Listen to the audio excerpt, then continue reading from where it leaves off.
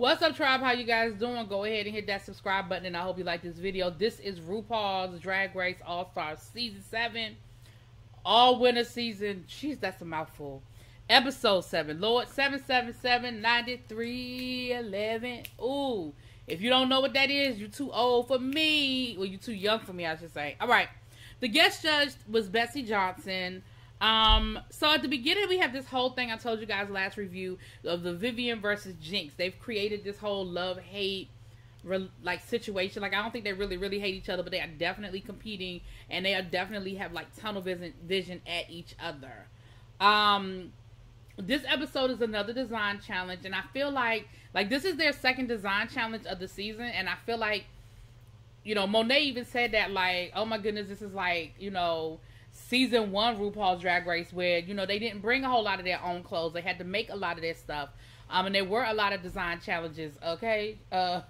You know, Shangela, remember? Okay. And so they have another design challenge, and I like this particular challenge. They have to reimagine a classic RuPaul look, right? So, a legendary look is what they're calling it. So they have to take the look and they have to kind of, you know, add their own little spin, add their own little flavor to it. So the Vivian gets to pick first because, of course, the Vivian won last week. And then the Vivian gets to pick the person they want to go, and then they pick, and then they pick all the way down the line. Now, listen, let me tell y'all something. I'm tired of Raja always being last. Raja is last in everything. That ain't getting old for y'all. I mean, I know she only have 1 star, but hell, so does Evie Ollie. Then again, Evie was next to last to go, so I guess.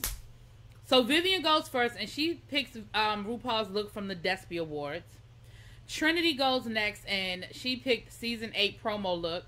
Monet picked the Face Teeny look, which is very, like, you know, the Face Teeny look. That's very much, that's a legendary look, absolutely. Shea Coulee picked the Sugar Ball look. Jada picked the tribute to Diana Ross from VH1 Legends. Listen, they need to bring that show back. VH1, if you are listening, y'all need to bring back the Legends. Remember they used to do the Legends. Y'all need to bring back the hip hop one. Remember they do the Legends of Hip Hop, the Icon, the Women. Y'all need to bring all those shows back. Those shows were absolutely great. You had an hour-long tribute to somebody or to a couple of people. I thought it was great. Moving on. Yeah, nobody asked me. Evie Oddly, Supermodel of the World look, which is the look that Raja wanted.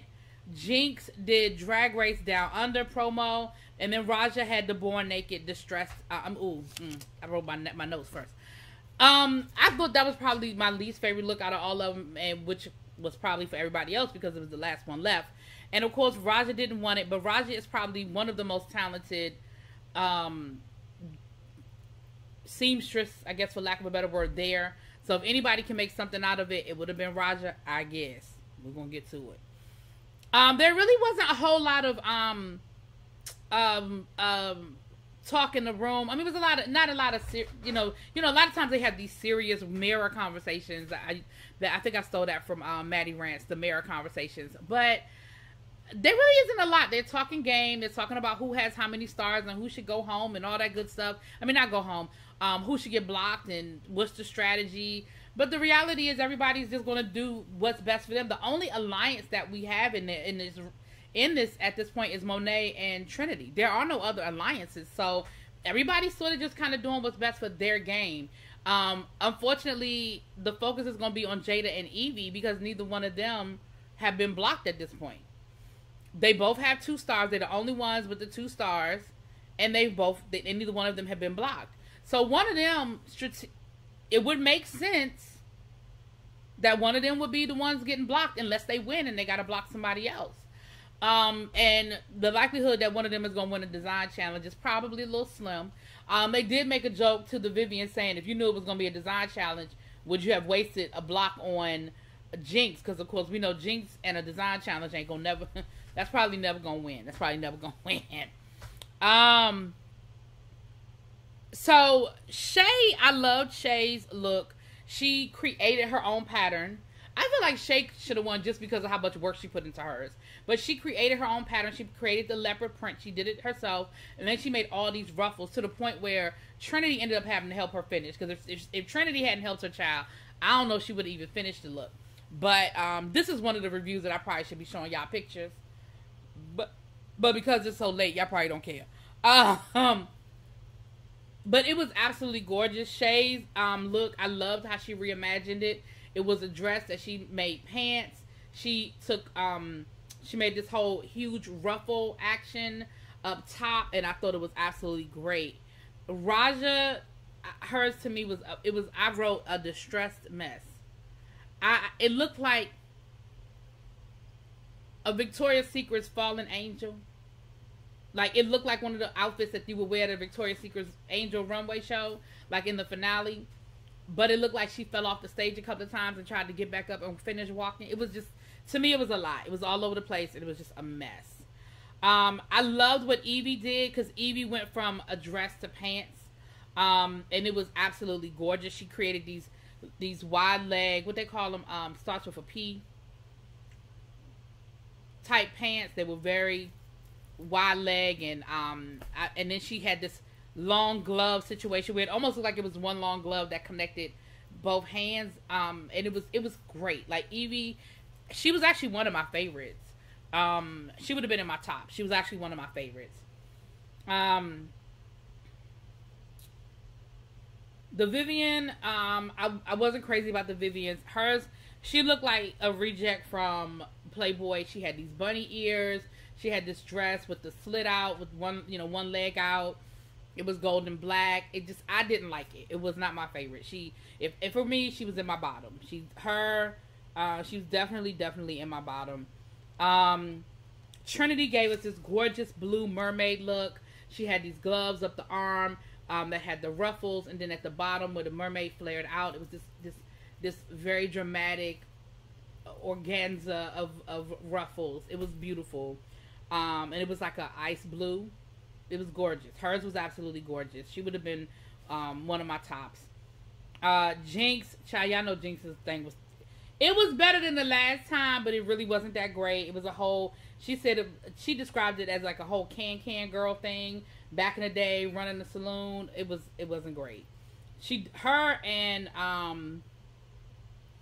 the Vivienne would have been in my bottom. Like, if this were a real season, they would have been my bottom too. I'm just gonna go ahead and tell you. Jada gave me everything I needed. She took that Donna Ross look, and she had this gold gown, and she had the sides out with a little peekaboo action going, and down the side with a little peekaboo on the boob. And of course, she gave me everything I needed with the hair and the makeup. You know, Jada is always gonna give me a moment, and Jada would have, like, when I saw Jada, I was like, yes, bitch. She absolutely would have been in one of my top. I know I just said 3 people in my top. I would have to narrow it down to 2, but I don't know. Monet Exchange, I think, did a really good job with the face kini. She had the pattern going all the way down to her feet. She even had a hat that she made herself that matched the pattern. I definitely feel like it was a great reimagined face kini. It was very literal, though. A lot of the other girls weren't as literal. Hers, to me, was very literal, right? But anyway, so that was really great. So that was the runway. So then the top we had was, we had Trinity and Jada. So now we know Jada can't be blocked, because I said they should have blocked Jada, but Jada's in the top. She's safe. They lip sync to I Want Love by Jessie J. But Trinity won the lip sync, which I was like, come on. I thought it was a pretty decent lip sync, though. I thought it was a decent lip sync. But Trinity won the lip sync, and she blocked Evie, which was the best move. Like, it wouldn't have made sense for her to block anybody else at this point. Her and Jada were the only two with 2 stars, and you couldn't block Jada. So at this point, Jada now is a very clear front runner, and at this point, Jada, if you don't win, you should be blocked. There's no other reason. For Vivienne, I don't care. Jinx, I don't care about y'all personal little back and forth. If Jada does not come in the top 2, Jada absolutely needs to be blocked. So anyway, that was the episode. Like I said, Bessie Johnson was the was the guest judge, and she gave some great feedback to the ladies. So anyway, that was the episode. Y'all let me know what y'all think. I'll talk to y'all later. Peace.